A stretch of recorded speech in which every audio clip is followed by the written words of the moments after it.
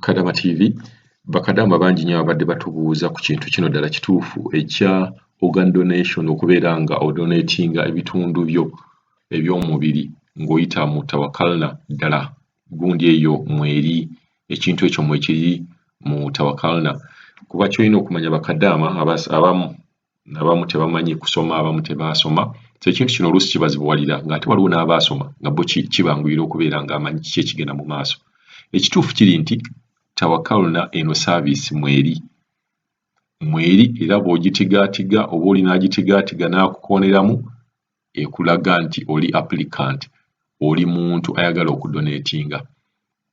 Bw'oba osomye details mu Tawakkalna eno ng'okoonyeewo boogera nnyo ku kintu ky'okubeera ng'omaze okufa naye ate waliwo akawaayiro awo bagenda ne bakubuzaabuza ne bagamba bw'oba ofudde oba ng'okyali mulamu naye wali bakulaga nnyo after death. So mulina okubeera nga muli beegendereza tugenda kubeera nga tulaba ekintu kino kiri kitya kijja kitya. Twebaza ne Kadaama Kat Baby eyabadde eyakoze videos zino nga zino ezibeera zirabula bannammwe abapya abazze n'abakadde abaliwo ng'oluusi oluli tamanyi kusoma.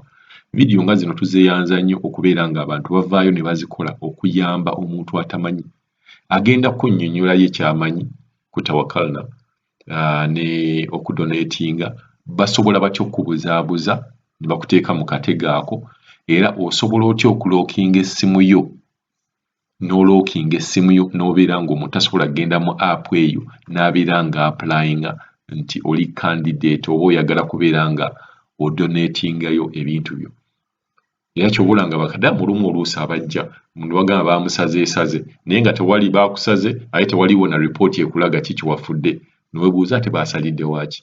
Katusooke tuwulirize omukyalo ono akunnyonnyole bulungi ye ekyamanyi era vidiyo ze nsaba mugiwulire bulungi nnyo kuba ziyigiriza ate nga ojja kubeera ng'ofunamu nga ggwe agiwuliriza abadde tamanyi ekintu akagutyo kano osobola kubeera ng'okagwamu otya katumuwulirize. Wenna Kadaama ng'oli mu nsi ya Saudi Arabia ng'olina Tawakkalna ku ssimu bino bikulu. Nawe wenna ng'oli mu nsi z'Abawalabu bino ebintu tobibuusa maaso bikulu.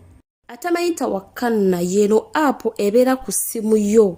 N'owoba ng'ogenze mu malls oba ng'ogenze wa wonna bagikusaba okulaba oba toyina covid okulaba oba amalayo empiso baanammwe abakola mu biyumba app eyo teyeetise just information ya covid yeetise buli information ekukwatako ggwe Kadaama. Era woweetegereza obulungi eyo app mulimu akagambo akayitibwa organize donation. Sharinga video eno etuke ku muntu omutuufu oyo eyandyetaaze okutegeera ekintu kino kyenjogerako obudde buno kuba tulina bannaffe bajjediidi tulina baganda baffe abaakayingira mu Saudi Arabia nga bambi yakamalamu olunaku lumu naye nga tamanyi kiki ekigenda mu maaso muno mu Saudi Arabia. Lwaki njogera ku app eno Tawakkalna? App eyo yandikuleetera obuzibu gwena yenna omwana akola mu kiyumba ky'omuwalabu nga tomanyi kiki app eno gyoweetisse kikyeyeetisse okitegeera gwe kyobamanya app eno Tawakkalna yeetisse obulamu bwo bwonna lwakuba gwe oba tomanyi. Erimu akagambo ke bayita organ donation nakoogeddeko dda. Akagambo ako omuwalabu asobola okugamba mpa ku ssimu yo nabinjagala okukeberamu gwe nawe Kadaama bambi n'owaayo essimu ate oba bannaye madamu mulungi talina buzibu bannaye mulungi akusabye essimu yo ogimuwadde agenda wali bugenzi kuki ku Tawakkalna app akoonemu agende mu organ donation ajuze buli kimu kibagenda okumusava bw'anaamala okukijjuza asindike nannyini app eyo nannyini simu eyo ajja kuba akkiriza ye ogaba ebitundu organs ndowooza mumanyi kye bayita organs ensigo bibumba mwana mitima mwana kataago mwana biki ajja kuba akkiriza ebintu ebyo okubitunda kasita n'amala okusindika that request negenda gye n'abegenzi oba malwaliro ki I don't know ajja kugamba Kadaama yambala nina gye ngenda oba ngenda kujjako omusaayi oba ngenda kukobeza covid biki ajja kulimbanga ye akutwale mu ddwaliro bajja kujjamu ebintu ebyo. Already request yagenze dda, ajja kuwa olupapula, tojja kusoma nanyo anti madamu aliko yisi madamu mulungi, okitegeera. Bajja kujjamu ebintu ebyo. Genda mu setting y'essimu oteeke app eyo, giteeke mu password. Gwatamanyi bateeka password mu apps nga teri asobola gikebera okujjako nga manyi password yo. Comment nga onja ku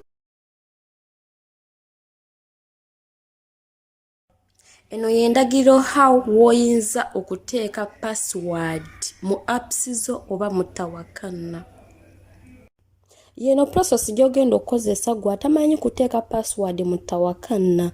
Wetegereze nnyo munnange, yeno video gyensembeyo okukola. Olaba akantu ko kentambuza bakayita settings. Ogenda mu setting nonoonyeza ekigambo ekiriko password. Biometrics and password. Abasinga muyinako security oba muyinako password. Kati simu gyenkozesa nze eriko ebyo zizino bibino ebika bya password byenna mu simu yange nganze, eya face, eya screen password, eya lock screen password, fingerprint, smart app lock, sexual lock, byonna mu ebiri. Zezo apps nze nganze. At first ngogenze mu password byebika bya password byoyina mu simu. Kisinzira n'essimu gy'okozesa. Amasimu gamwe mugamanye yo wovaayo kasita omala okwesetingira password gy'oyagala jangu era mu simu onkonere mu kagambo akayitibwa security. Ndowooza mu kalabi kenkonyeemu security. Kati bw'okakona mukolera mu kagambo akabayita app lock era okalaba nga kakwatakwata musobola okukalaba app lock. Kati bw'ogendera mu app lock ogenda giraba nga yeekola ki yeereeta paka waneeno. App lock eba egenda kukwetera mu apps zonna z'oyina mu simu z'oyagala olookinge. Yiyo Tawakkalna wansi zezo apps zange zennina ze nalookinga teri muntu asobola ziggula okujjako nga mwadde password yange oba nga nsazeeko kagalo fingerprint. Tawakkalna mugirabye wansi nagirookinga. Kati awo zizo mbalaga nzijjajjako musobole okulaba. Tawakkalna yesembye wansi era mugiraba nga ngiwanise yiyo. Kati nzijjeko muzirabe zizo nzizzazaako. Kati ndowooza muziraba nti nzizzaako ne Tawakkalna nzemu n'engirookinga. Mukitegedde babbebi bamikwano. Kansoeti mukitegedde. Tawakkalna yiyo sinagirookinga. By then ngenda girookinga ngirookenze. Kati teri muntu asobola gikebera.